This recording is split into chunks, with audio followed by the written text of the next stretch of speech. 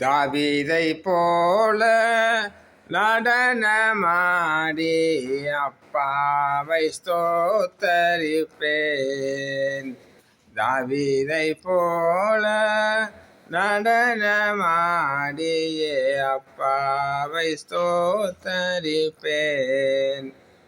பிரியமானவர்களே, தாவீது ராஜா நம்முடைய முற்புதா 2500 வருடத்திற்கு முன்பாகவே தீர்க்க தரிசனமாக சொல்லியிருக்கிறார். என்ன என்றால், கர்த்தருக்கு பயப்படுகிறதே ஞானத்தின் ஆரம்பம். அப்பத்தான் ஞானமே ஆரம்பிக்குது.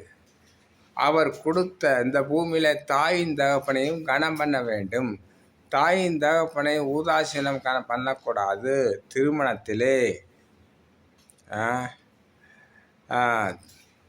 பசங்க பிள்ளைகள்லாம் இஷ்டப்படி திருமணம் செய்யக்கூடாது. தாய் தகப்பன் முதலாவது கடவுளுடைய கண்ட்ரோல் சித்தம், தாய் தகப்பனுடைய கண்ட்ரோலின் வழிதான் திருமணம் செய்ய வேண்டும். அப்பொழுதுதான் அவர்கள் வாழ்க்கையிலே ஆசீர்வாதமாக இருப்பார்கள்.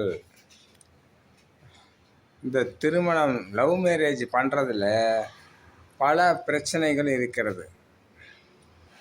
அந்த பிள்ளைகள் பையனை விட பிள்ளைகள் மூத்திருக்கும். ஒன்று, தாய் தகப்பன் ஜாதி வித்தியாசம் பார்ப்பாங்க பின்னால். ரெண்டாவது, இவர்கள் பிள்ளைகள் பிறந்தால் அந்த பிள்ளைகளுக்கு கடைசியில் திருமணம் செய்வதற்கு இந்த ஜாதி அந்த ஜாதின்ட்டு பிரிவினை உண்டாகும்.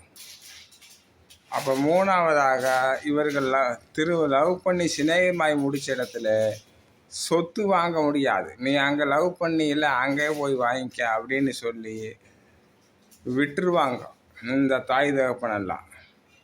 ஆனால் இலக்கமான தாய் தகப்பன் தான் எல்லாம் கொடுத்து போட்டு உட்காந்துக்குவாங்க. பிரியமானவர்களை, இது கர்த்தருக்கு மிகவும் அருவருப்பான செயல்.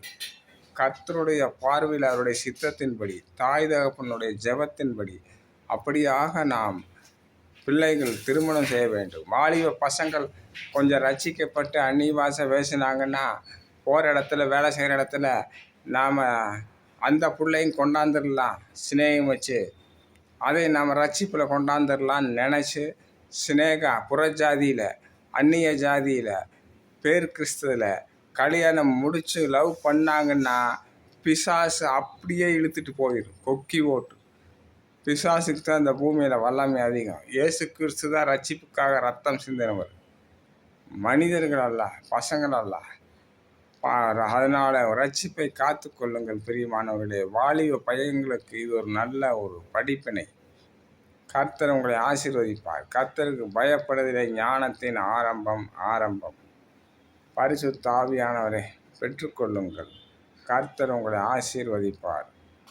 ஆமென். சப்ஸ்கிரிப்ஷன் பண்ணுங்கள், லைக் பண்ணுங்கள். ஆமென்.